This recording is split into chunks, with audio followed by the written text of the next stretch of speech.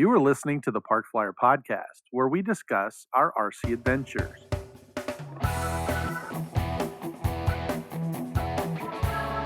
Welcome to the Park Flyer Podcast, where we discuss the ups and downs of the new RC Flyer. Join your hosts, Michael and Jay, as they take flight at the park. Now on with the show. Hey everybody, welcome to the Park Flyer Podcast. I'm Michael from Arizona. With me always, my good friends. Jay from the hills of Texas. And Shannon G. and Mesa AZ. And welcome everyone. We appreciate your patronage. Thank you for joining us again this week. This is a busy, the next 2 weeks are going to be really busy for us. We are excited. How busy is it? So busy. Anyway, I don't know. I wasn't prepared for that joke, but thank you. This weekend is the Winter Warbirds that's held at Sun Valley Flyers every year. They do a really, really good job. If you own a Warbird, you can come out and fly, whether it's a turbine or propeller driven or gas or electric or whatever. If it has a Warbird, then they usually hold it there. And it's a really good opportunity to kind of, see all different types. I've been the last couple of years, and they have everything from, small P51 electrics all the way up through big, huge Stragas with the Colm, 3-cylinder motors that sound just tremendous. We are excited because we received our FRIA paperwork, and so that's good news. I think a couple of podcasts ago we were talking about it, and we hadn't gotten anything, but the email came through kind of a week or so ago, and basically said, "Hey, we got our paperwork, and now we're official." So we're super, super, super excited. The downside, we had a couple guys that were coming to the Winter Warbirds that may not be able to show. One of our good friends from California was supposed to come out, and he's got family that he's taking care of, so I don't think Harry's going to be out. But then, and then Shannon, you're going to come, but you've got kind of a big undertaking on your plate with what happens the weekend after. Yeah, just this little thing called the Arizona Electric Festival 20th annual. Yeah, that's all. Right. And we know that that's a huge on his plate. And taking the time to hang out with us and do all that work too. He is Superman in our eyes. So we got that. Where's my phone booth? Change. I know, right? I can't find a phone booth to change anymore. I know. Yeah, right. Excited that Mike, AK Mike, and Jay are both arriving next week. So that's good news. About a week from today. And that will be exciting to have both those guys here. And notify the local authorities that they're arriving too. So we do, yeah. Yeah, they let me out of Texas. Bring out the. I'm allowed to travel out of state. That's so true. That's so true. That's so funny. Well, this week is pretty exciting. I have a really good friend that I've known for quite some time that works with me, and we go way back. And he's an RC guy out in Colorado. And his name's Scott Berryman. We've talked about him on the podcast before. And Scott was been talking to me. He's been watching. He's pretty good podcast listener, and he kind of listens to us. And then since I've kind of gotten into these turbines, he's kind of been asking me about them and what's it like, and watching me go through my my turbine world. He's kind of got the bug, I think, at some point. So he asked me, hey, should I get a turbine? And I told him, I was like, that's up to you. Everybody makes the choice. I just happened to fly one and found a good deal on one. And next thing you know, I'm head over heels in it. The owner of three. Probably more than that now, but two that were flying. And anyway, but yes, Jay is correct that there were quite a few out there that I was, messing around with. And so, got ball bearings rolling everywhere. So anyway, and then with the loss of the, the one that we just did a couple weeks ago, Sparrow. So now I got to go get something else. The Sparrow. Yeah. So, I'm looking for something else. So anyway, Scott, back to him, he called me and he basically said, hey, you're not going to be very happy, but I bought a turbine. And I was like, oh, I'm not unhappy. Right. I mean, it's up to you. Whatever you do with that is fine. But geez, this is a kind of all of a sudden move, like what caused this? And so anyway, he sent me an ad, and he had found in his area a really, really good deal on an Avanti. It's a Sabart Avanti. It's the smaller version. I think it's a 60 size maybe. And it had the turbine and everything, ready to go. And the guy offered, was selling it for a friend or something. And then, Scott made an offer and the guy accepted. So he called me and he said, what do I do? And I said, well, it's a great looking airplane. You're going to have to, put together. He goes, no, it's coming down to your house and to your shop so you can build it. so, What? He wasn't going to so fly I it was right there in excited the about that. neighborhood, right down the street, like you guys did with the L-39? Well, yeah, no doubt. I did do that. I did go down to see Scott in a summer, 2 summers ago or 3 summers ago, I think. It's Yeah. been a while. And I took my L-39 and we were at a friend of his and he saw it in the car and he's like, oh my gosh, you got the L-39 with you? And I said, yeah. So I just whipped it out, stuck the battery in it and flew it right off his driveway in his neighborhood. Anyway, everybody was standing outside watching me fly over their houses. And I'm like, oh, I hope this thing doesn't hit something, and then I landed in the street behind a car. It was pretty funny. He thought that was cool. But anyway, he kind of asked me, hey, how do I get started with this? And, what's the first step? And I told him, I said, well, jumping on the, if you've never flown a turbine, it's no different than flying any other airplane. It just has a couple of different, characteristics as far as the landing, takeoff, and emergency stuff goes. And so, he started thinking about it and he said, well, maybe I should get an EDF first. And I was like, well, yeah, I have the L-39, the A-10, a couple other EDFs. So I said, you're welcome to come fly those. And he's like, yeah, okay, let me think about it. So I get this text message and it's a picture of a box sitting on my front porch. And I was like, wow, that's weird. How'd you get that photo of the box sitting on my front porch? And he was like, oh, I ordered it, an Avanti. So you can see behind me, there's an Avanti V2 from Motion RC. And it's just slightly smaller than what his turbine version is, but he had a really good plan and he decided that he's going to get this one. He's going to fly this one around until he gets comfortable with it and then move up to the turbine.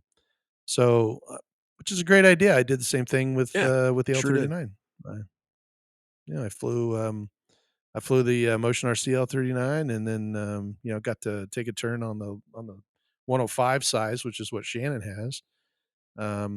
Shannon's got the EDF version of that. I love it. And I flew the turbine version Yep. of that. So I flew the turbine version that size, and then now I wound up with the Baja Hobbies, the big guy.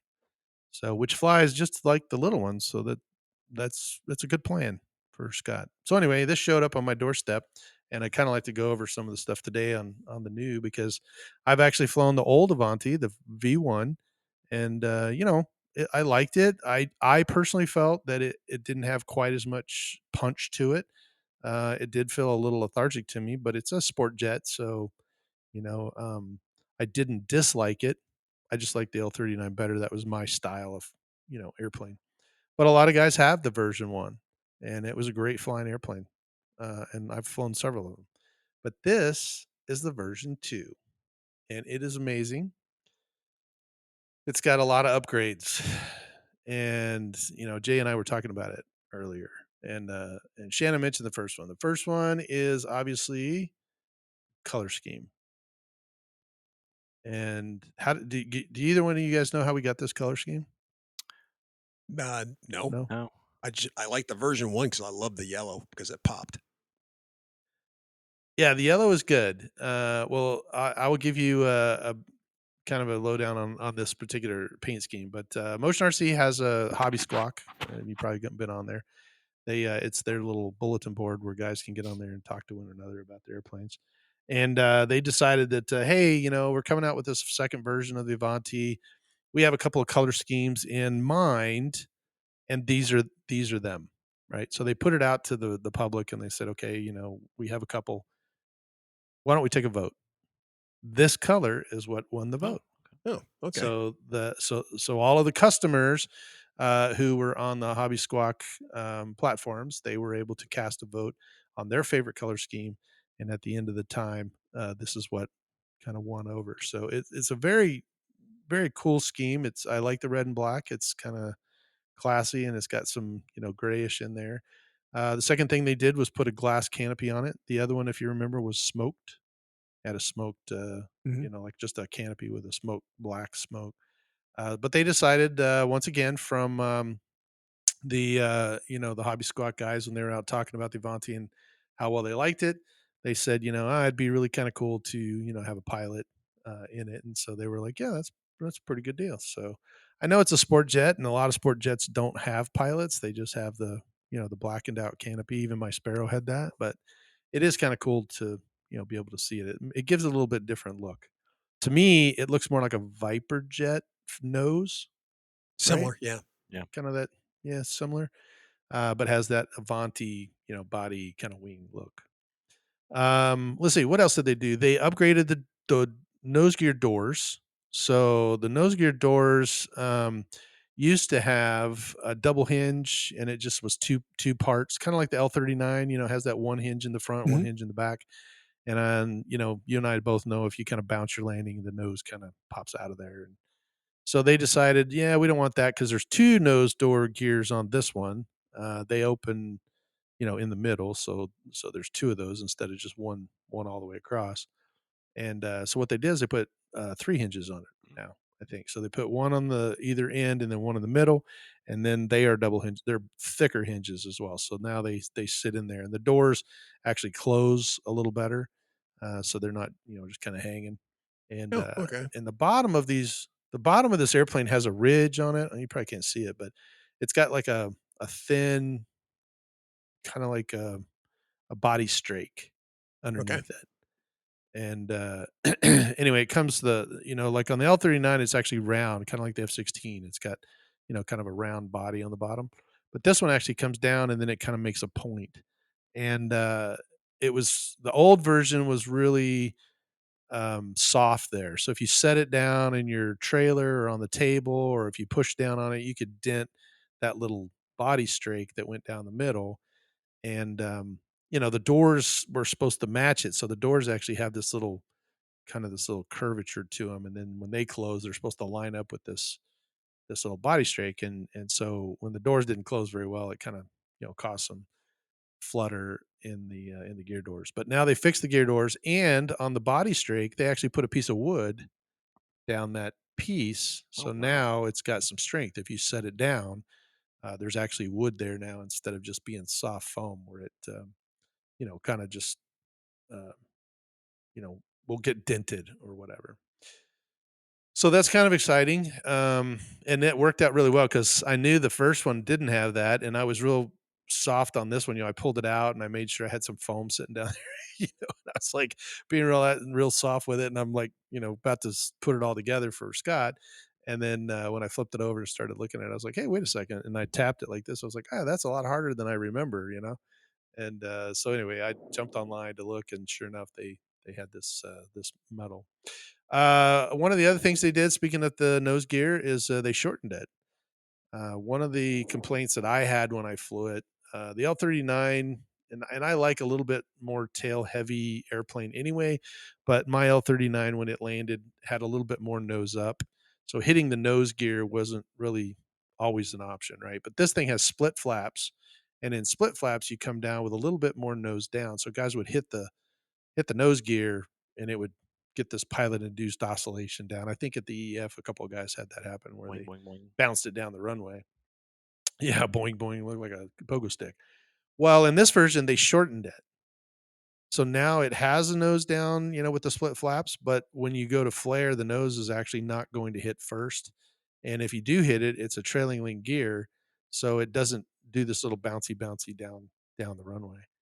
So that was a fairly good, improvement. And with the trailing link gear, and they're shock absorbing, so they look exactly like the L39. So for Jay, this one is very grass friendly. You can fly it off your grass field. Well, that's good because So that's that why I love the L39 when you got that for me was because it doesn't matter whether it's paved or grass, it acts the same, and I love it. Mhm. Yeah, and it does really really well. So and takeoffs and landings. So Mhm. that's kind of cool. Uh, let's see, what else did they do? They changed out the flying surfaces because before, I'm sure Shannon kind of knows this, but in some of the older versions of the or of the Motion RCs, they had like little plastic ball links, right? They had a little Mhm. plastic piece, and it had a and that would break if you got bouncing or if you had a hard landing or whatever. Sometimes, and I actually had that happen.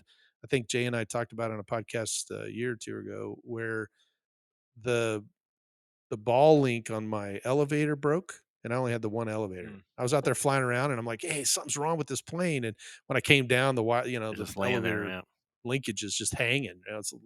It's still attached because it's screwed on one end, but it was just hanging, and the little, single or the little uh, plastic piece was broke. And so now they've moved to a little bit stouter. I think it's a brass. It's a brass ball Oh, link good. instead of the Oh, plastic, nice. and so it's a much nicer, much cleaner, and a little bit heavier. So that's good. Um, so yeah, so far just the things I've mentioned are huge improvements. Even though they're tiny, they're they're they're big enough that they make a difference. They put the CG markers on the bottom of the wings now. If you flip it over, it actually has a dot in the foam and it says CG. So you don't have to look for it anymore. You know exactly where it is, and you can Yeah. just either, All put planes your should do that. CG meter or you can Yeah, put your the fingers. I AL-37's like know, that right? They too. should.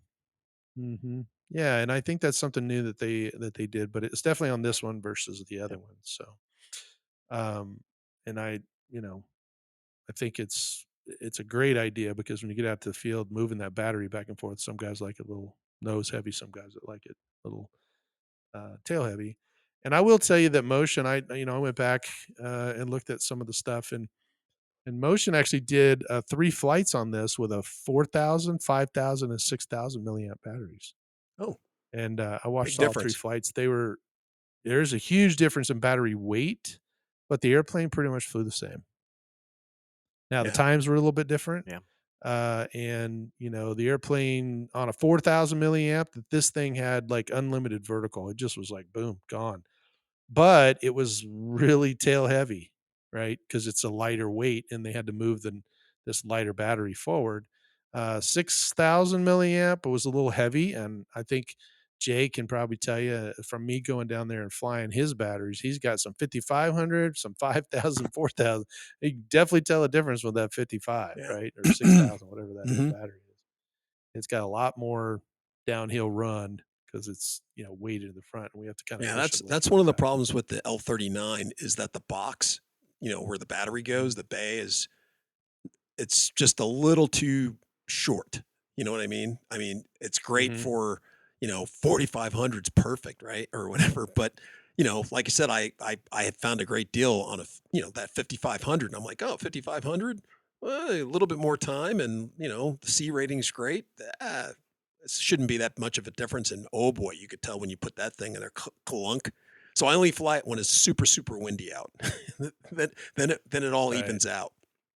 It definitely helps, but it would be nice if I had a little bit more room to move that battery back and forth. So, Yeah. Yeah, and that's an excellent point. And this one here, the battery bay is a little bit wider, a little bit longer, so you can accommodate different size batteries. So that's kind of nice. And the battery tray is kind of tapered, so that makes it really nice too. And but anyway, so some of the other things that they did is one of the things on my L39 that I've had to, kind of address is that it has 3 pin hinges in it. That's it, right? And on occasion, if I get really rock and rolling and I pancake it in or do something stupid where I've cartwheeled it, but that's usually where it tears right on the edge of that elevator. One of those pins will loosen up, and then the elevator starts fluttering, and then you're kind of like, man. So on this particular one, they added more hinges. So now I think there's four or five of them in there, and they're smaller, but they're more of them, and so it gives it much more adhesion, even though it's EPO foam and it's still kind of attached to itself. The hinges in there actually keep it together, so it's really nice. Um, I was pretty impressed with that because I mean it's one of the things that I was always griping about is that I only got 3 hinges in here, and they're really tiny pin hinges, but that's a good upgrade, hey, especially for Mike, I, these, I have a especially quick, because I have a quick question for yeah, you. So I mhm, remember when those things came out. the first version had a cheater hole in the bottom, didn't it? Yep, sure did. Because, the inlets were kinda small. Does this one use a cheater hole, or did they improve It does that, or not. Nope, they Oh, did okay. improve it. Okay, good. Yeah, that was another thing that they kind of looked at. Um, they painted everything. So on the first one, it was like you said you liked it because it was yellow and then white, right? Mhm. But the white was bare foam, Yeah. and so we all know that in Arizona we put it out there in the heat and it starts to Mm. gator, right? It goes pew Happens pew pew here in pew pew. Texas too. Imagine Right. Well, they painted that. everything. So now instead of having bare foam, it's painted Mm. white. Good. So that's something that they did, and because of that, they were able to paint everything. Then they basically redesigned those inlets right here so that you don't need a cheater hole. Oh, good. So they optimized the ducting here and actually made it a little more narrow on the inside so that it pulls in a little bit more air. So it's a little fatter, but yes, you are correct. It doesn't have the cheater hole, and then it doesn't have any white foam. So both of those items are really an upgrade for the Avanti. And then finally, I think, there's two things. The final things that they did was they upgraded the 80 millimeter. It used to have a 9 blade, I believe, and now it's a 12 blade. And because they went to the 12 blade, they've got the 365, 58, 2150 in runner, which is the upgraded in runner that they have for the high power. They used to sell a high performance type airplane, and it had the upgraded Freewing motor in it. And then this one comes standard with it. So now it sounds like a turbine. It's got a really good sound. 12 blades. I love the 12 and 14 blades. They sound really turbinish.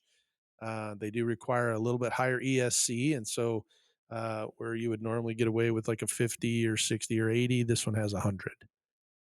But the new 100, actually, that they started putting in these airplanes now have a reversing capability. Cool. So that's kind of cool. I think yours has that too, right? Don't Can you reverse your 737 one? What is that? The AL No, mine was just 39? before that version. I am putting Okay. it in my. I've updated my E-flite F18 where I Hmm. put the AV in thrust reversing. So I'm actually hoping to have that ready for AEF this year. Oh, there you go. That's very cool. Now, the downside to having that though is you need an extra channel for it.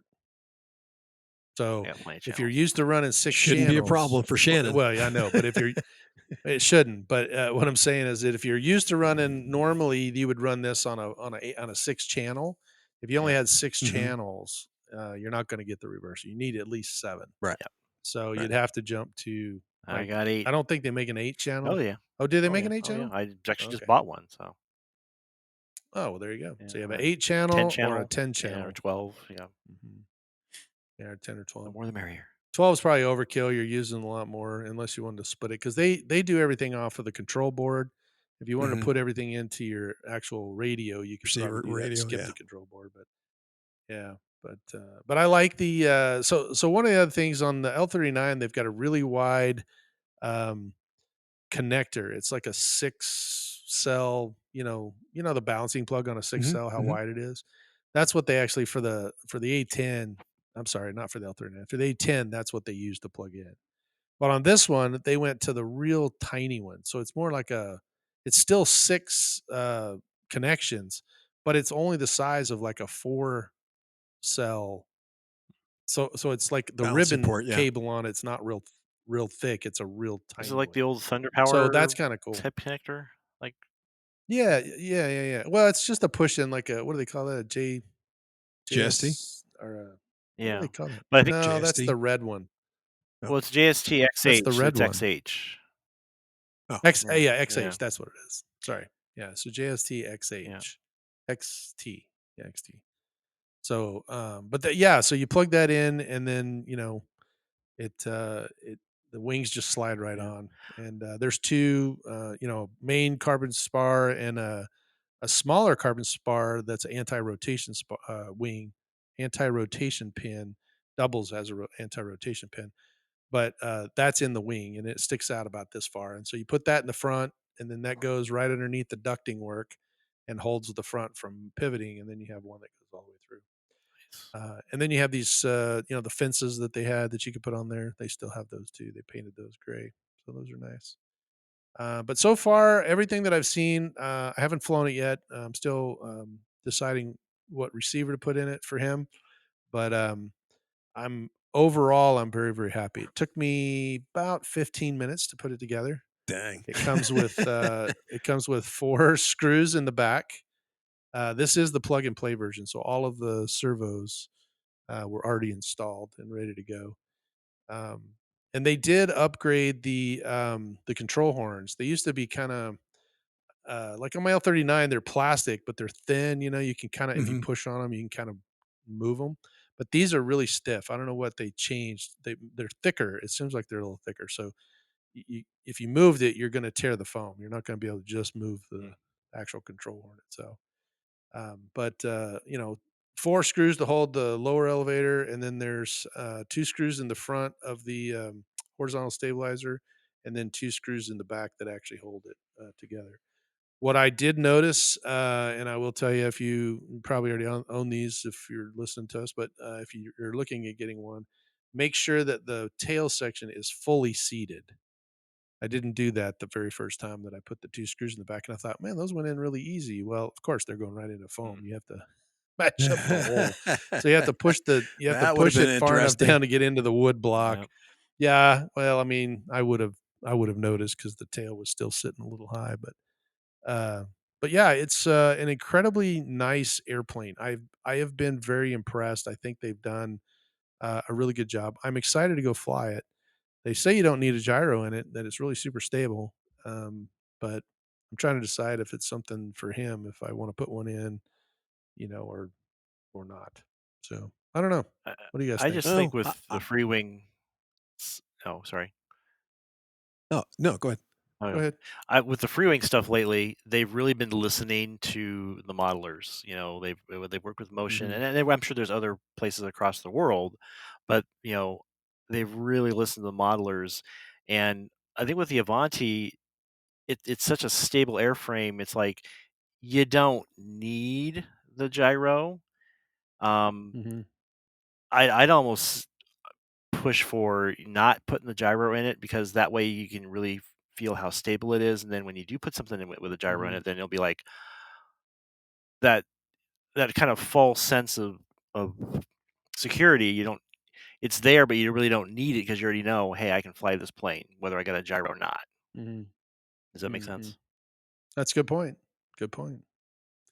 Well, I Jay, what guess were I'll you be going the to say? counter. I'm what I was going to say is that, for Scott, since he hasn't flown an EDF before, not to say that this isn't stable, but it's just another added layer of security. Plus, if he goes up to a turbine, he's going to have, Mhm. he's making 2 big leaps, in flying. Not that he can't handle it, but having that safeguard there of having a gyro, you know, it helps. It helps, with a bunch of stuff and gives you confidence in flying the thing. So, I would say go ahead and get one. They're really compared to what he's already spent. Spending a little bit more for a gyro that he can even pull out and put in. Go into his uh, from this into his turbine. Yeah. Yeah, Seems like a no brainer to me. I would agree with that too. Hmm. I concur. Yeah. All right. So Well, those are good. What Good what radio does food he for use? thought. What radio system does he use? He's got a Spectrum DX9. Okay, so So you could go with, any of the Spectrum AS3X ones. yeah, You know, I could. yeah. Yep. Yeah, I could do that, or I got a lemon 10 channel I could do in there, and just a cheap one that we throw in there. But and I actually have hope you can't see it, but I have a box of demons sitting down here. It's got a bunch of them in there, and I could throw a demon in there, and then like Jay said, I thought about it, and then take it out and put it in to his turbine, and then he would have the same settings and everything because you're just taking the gyro portion out. Yep. Like I Right. would use it. I could do it on this one as a receiver, but I could do a receiver and a gyro as well. Um, but I don't know. I talked to him about it, and he was like, I told him the pros and cons, and he asked me why I fly with them, and I said, well, I can fly with or without it, right? Because so Shannon's correct in the fact that if Right. I did fly without it, it's probably pretty stable. I could probably have no problems. But what I like about the Demons and the gyros themselves is they make a lighter airplane fly heavier. And when you have a heavier airplane, it feels more scale to me because I'm used to flying bigger airplanes. And so, putting that in there, and he is as well, right? Because we're in the same industry and we work together. And so for him, he's got a bunch of bigger 33 percenters. And so he's used to flying something that has a big, feel to it, big control surfaces. And I think a gyro tones this down just enough to where when you put a control input in, it feels more like it's a heavier airplane as opposed to a real lightweight. Yeah. And that's my take on it. So, there you go. You got 3 different opinions. Everybody has their own, but those are all Yeah. good foods for I mean, thought, I've and got we'll have gyros to in kind some of address planes and them. some I don't. So I go Yeah, either way with those. yeah. I don't know. I think maybe I got demons in all mine, but that's what I use for Yeah. receivers. So it's kind of cheated. But Cheater. anyway, once I Cheater. kind of fell in love Cheater. with that, I'm a cheater. I can turn it off. So that's the other good thing is right is the turbine. I mean, with the gyros, you can turn them Yeah. on or turn them Some off. I some you don't want can. one that stays on the whole time. Yeah, I don't want the one that stays on No. all the time. So, Right. well, I'm really excited. Like I said, it just arrived, last night, and I got it together 10 or 15 minutes, and then kind of got the landing gear working, checked all the surfaces. So I'm ready to go. Unfortunately, it's raining here in Phoenix. Very rare, but it's supposed to rain for the next 2 days, and hopefully that'll get out of the way for these events coming up Yes. in the That's next the 2 hope. weekends. So Definitely. I'm looking forward to that. That is definitely the hope. Well, it sounds like I kind of dominated everything, but we did talk about all the upgrades on the Avanti. I think we're going to attend these events, come through next couple times with the Arizona Electric Festival 20th anniversary. We'll have some episodes on those, and then maybe we'll come back and revisit the flying portion of this part when we get back to you. So, but that's it for our time. If you have questions or comments, please email us at the parkflyerpodcast@gmail.com. Thank you so much for joining us this week. And I'm Michael here in Arizona. And I'm Jay from the hills of Texas. And Shannon G and Mesa AZ. Later. All right.